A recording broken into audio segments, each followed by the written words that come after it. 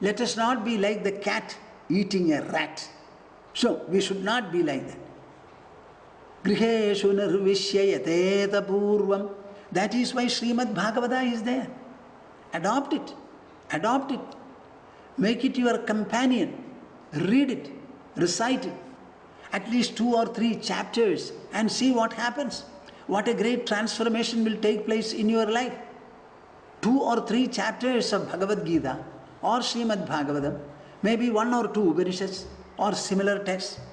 Once you start reading this, we are conducting a cultural heritage class about which sometimes we tell you.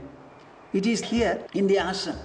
We similarly have children taken from the slum area in Vasundhara, you can say almost in Delhi. These classes are being run by a few householders, and they call the children, they teach them, they discuss with them.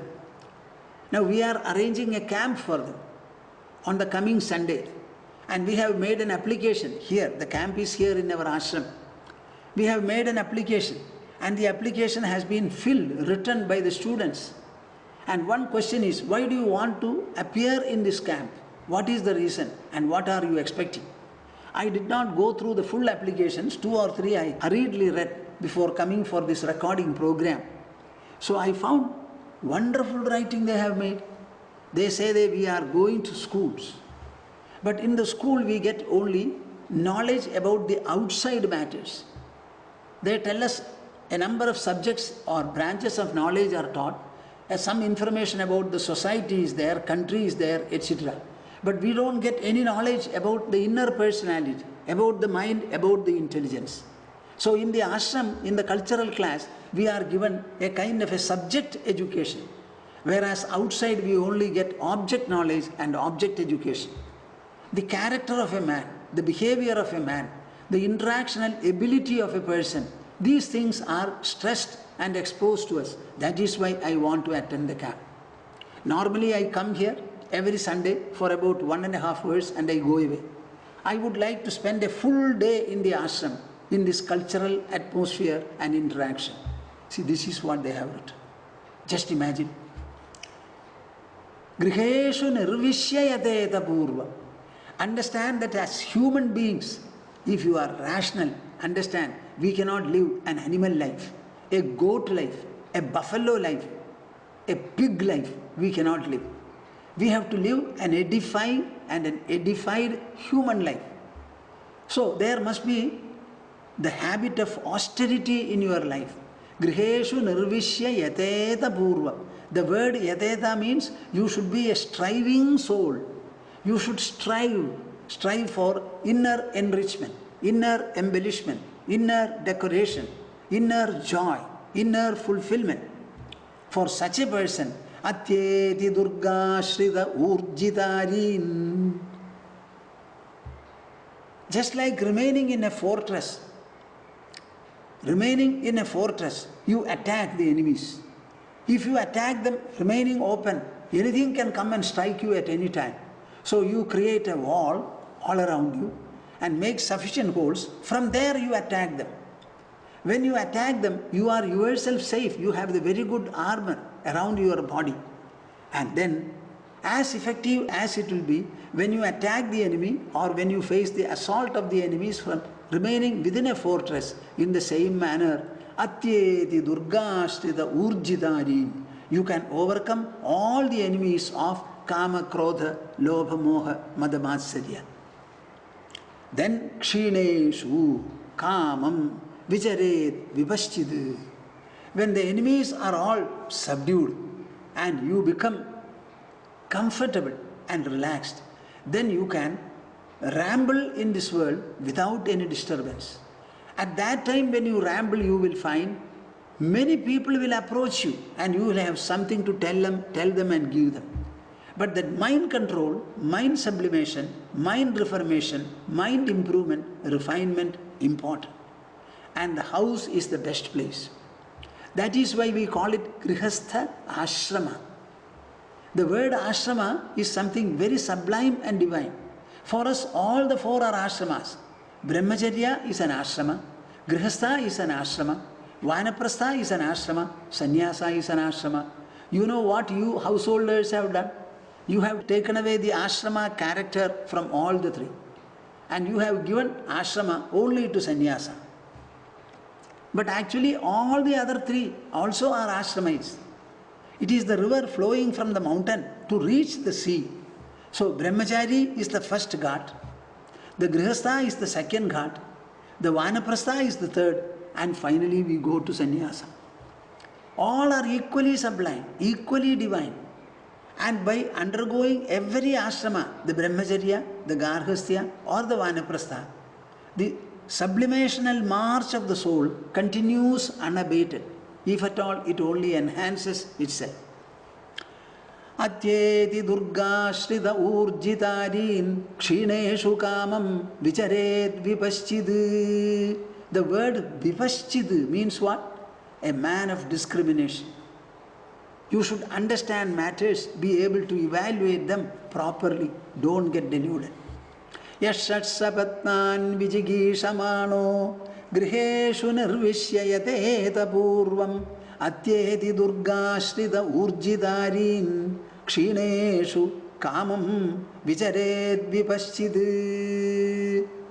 So before taking to a kind of a spiritual rambling, make sure that your mind is sublimated.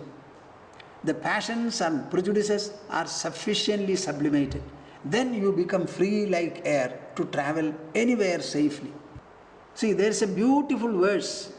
I must have told you about Bhartrhari, the famous poet who has written 3 centuries of verses, 300.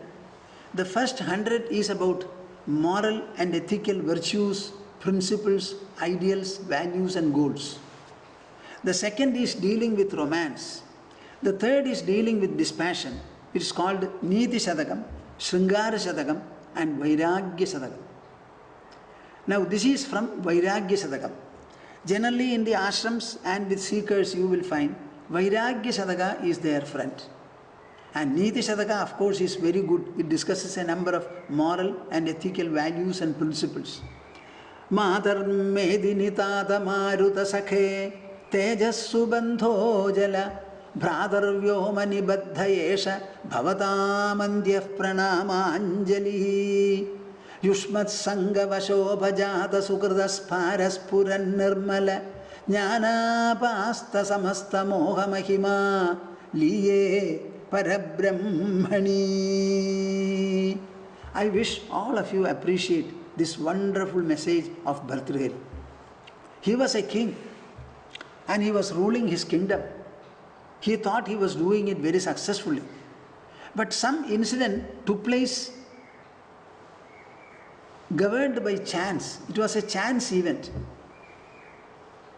I don't know whether I have told you this, whether you remember the story. There must be some new listeners. At an off-season time, a Brahmana came to see Bhartrhari and he had brought rather a big, beautifully yellow, ripe mango, more than a coconut size. Only one mango he brought and he placed it before the king and said, I have brought it to you as a beloved gift, please accept it. Whatever subject they discussed, in between them, the Brahmana went away. It is such an off-season beautiful mango. So he took it and gave it as a beloved gift to his wife, the Raji, the queen. This incident passed off during the day.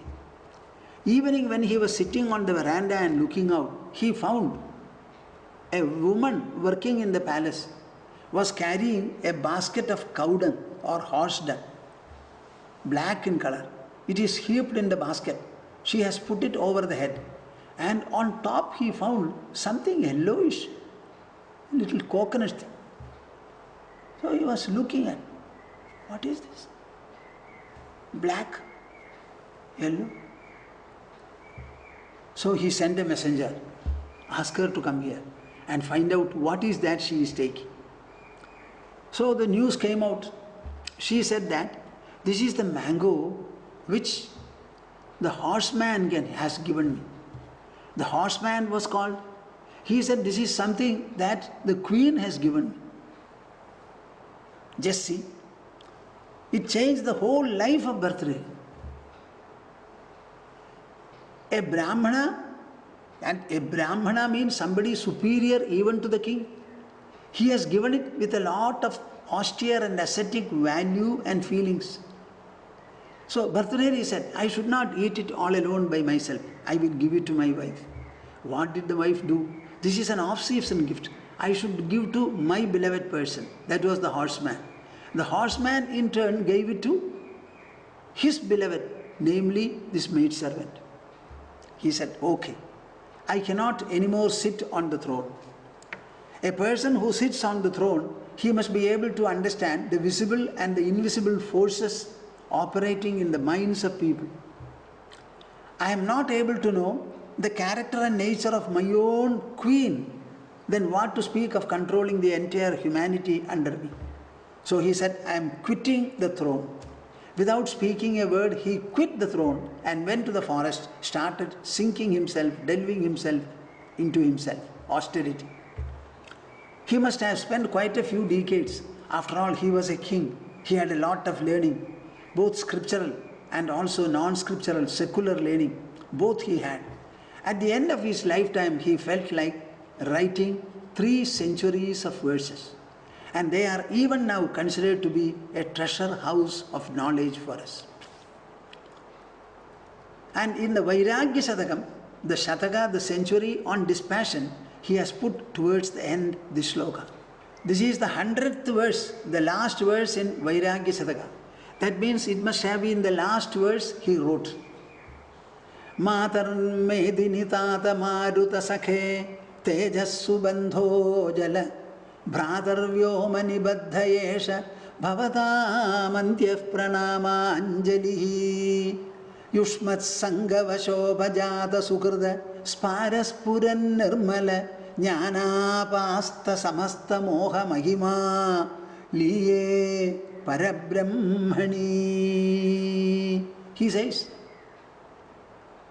I am going to enter into that expanse of Parabrahman, that endless expanse of the supreme reality called Brahman. I am going to enter it, merge myself into that, not to come back anymore. Before doing so, I want to register my debt of gratitude to all of you, he says. And who constitute that list? Matar Medini. First of all, to Mother Earth. Earth is the mother in my family. Tata Maruta Sakhe.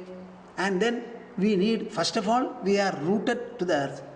The earth is keeping us by its gravitational force. Then every time we can forget even water, food, drink, etc. But we cannot be without air and oxygen even for half a second. First of all, we are on the earth, so separation is impossible. Even as a dead body, we lie on the earth. We are cremated or buried in the earth. So the rooting towards the earth cannot be avoided. Then the next is, as long as we are living, we want Marut, the air. So that is my father. Sakhe tejaha. The body has to remain hot always.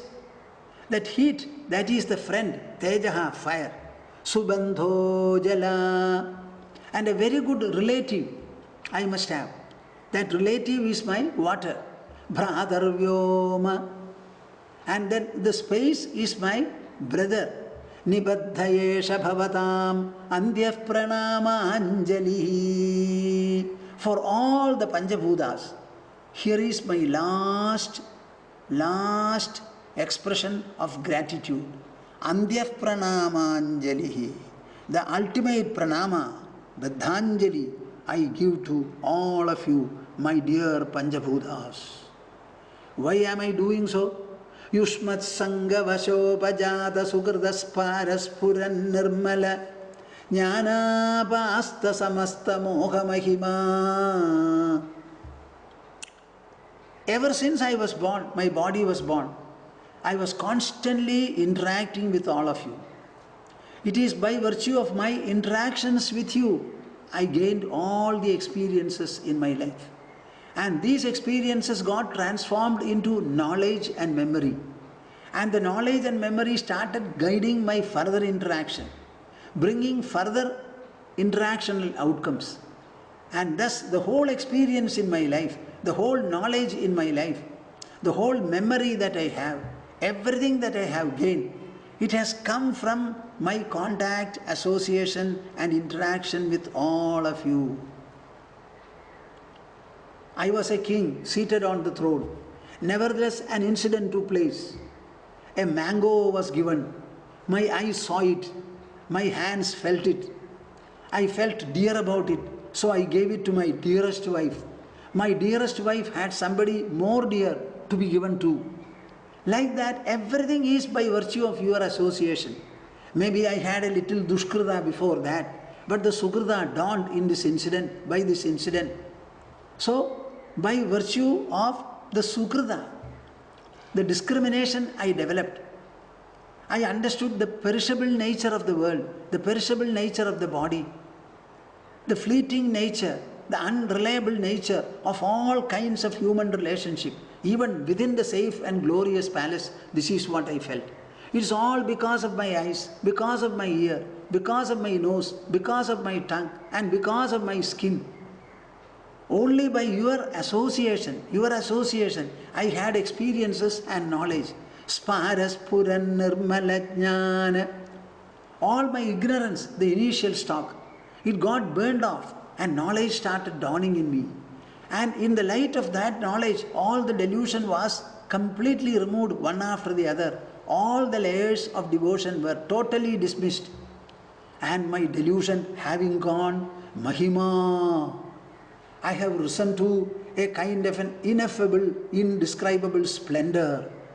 And by virtue of that, I understand the whole universe, all the objects put together, if they are collected and joined together, it will occupy a very small space, and the space is endless, endless, endless. In that endless space, I am going to enter. My body is going to fall. I am withdrawing my senses from the objects. I withdraw my mind from the senses, the intelligence from the mind, and I am going to steep myself down in the endless splendor of Brahman. All this due to your loving association with you, interaction with you. How beautifully he puts it. Why I am saying this? The entire world is for us to interact with. And these interactions should be very ennobling, enriching, elevating, educating, ultimately enlightening also. To make the worldly life so is our task. That is why we have been born with a human skull, with the power of articulation, the power of thinking, the power of rationality, the power of discovering and realizing the inner essence and the splendor it extends. This is the purpose of human life.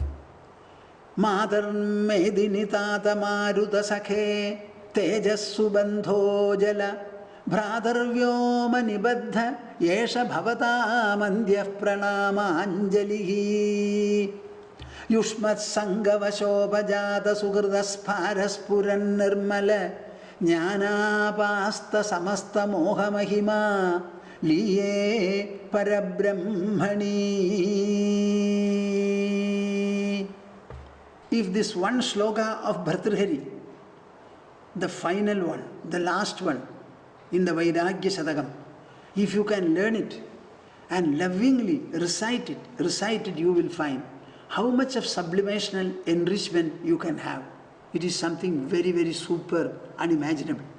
Why I said this? Arthanjushannapi Krishikapate Nalipto. Srimad Bhagavata says Krishna is being extolled. None of your enjoyments or sufferings affects you, my dear Lord. In the same manner, Bhartrhari was able to leave the palace where he was living. When the right occasion came, he had no problem at all in leaving. He was living in the palace, sitting on the throne. When he found an incident which opened his eyes, he immediately reacted to it. He developed the dispassion, sufficient discrimination he had. So without fighting over the issue, lamenting over the issue, he decided the best course for me will be to leave the palace and live in the forest without any affectation, and finally see how he concludes his life and what message he gives. The same potential and possibility every one of you has within your mind, not outside your mind. You don't have to go to your neighbor and search for it. You don't have to go to the forest and search for it. Search for it wherever you are. Of course, you can come to the ashram or go to the ashram, spend a holiday-like period, 10 or 15 days here, once in 6 months or once in a year. It is all good. But the wealth is right within you, within the body. You have to unearth it. Now we go back or come back to the hymns of the Devas in honor of Krishna. Smayavalokalavadarshita bhavahari bhrumandala prahida saurada mandrashaundaihi patnyastu shodasha sahasramanangabanaihi yasyendriyam pimathitum karanairna vibhyaha. See, Devas are giving this kind of a certificate, this kind of a glorification to Krishna. Krishna's life is evaluated by many people on different occasions. Now this is a time when Brahma and his followers together have come down and they are praising Krishna from various angles. This one particular statement I thought all of you should know very particularly.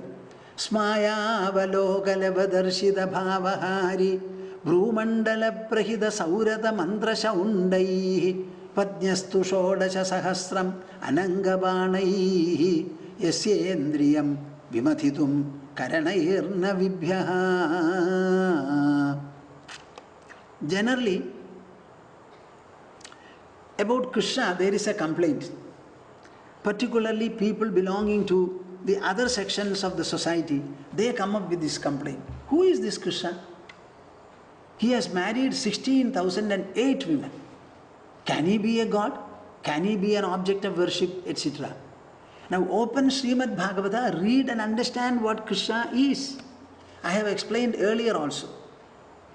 Right from the childhood, all people in the Vraja settlement were enamored of that boy. Not that they did not have children themselves, but all of them were uniformly enamored of him. The little ones, boys and girls, the young girls, the unmarried girls, then the married women, elderly women, men as well as women, all of them were enamored of him. What is the reason? Then as he grew older and older, you will find his dimensions were revealed in greater and greater degrees. There are occasions when he speaks about himself. There are occasions when so many others speak about himself, in which you will find the ordinary people speak, the householders speak, the ascetics speak, the Maharshis speak. Now Devas also are describing about him.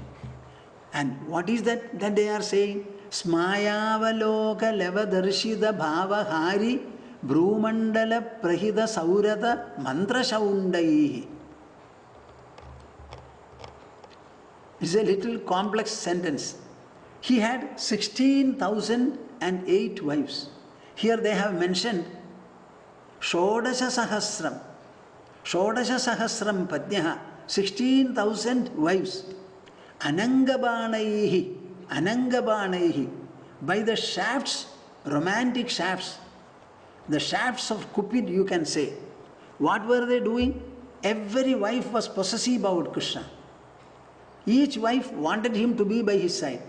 And all the 16,000 of them, through their alluring glances and arching eyebrows, it was very clear in their looks that they were very possessive. They would like to have the company of Krishna. They were powerful enough to rob the mind and emotion of anybody in this world. But none of them could succeed so far as stirring the mind of Krishna goes. None of them was able to stir or agitate the mind of Krishna. All of them tried. So he was such a man with so much of self-mastery. That is what he says here. Mantrashaundaihi anangabanaihi shodasha sahasram padnyaha tu yasya indriyam vimadhitum karanaihi na vibhyaha. Nobody was able to bring about the least degree of agitation, romantic agitation in the mind of Krishna. All of them tried. Now this is a declaration that Srimad Bhagavata makes. Understand it. Now they go to the last verse. Bibhyastava mridakathodavaha strilokya Padavaneja Saridah Shamalani Hantum Anushravam Shrudubhir Anghrijam Angasangaihi Tirthadvayam Shuchishadasta Upasprushandi. Now these are all beautiful and wonderful ideas. Though it is a praise of Krishna, the subject and the orbit do not remain with Krishna at all. They are presenting here things of eternal nature, values, perceptions, insights, evaluations, assessments, points of view. Everything is of an eternal nature. Vibhyastava mridakathodavaha strilokya padavaneja saridaha shamalani hantum. You know, in the religious language, in the devotional language, what is it that we want?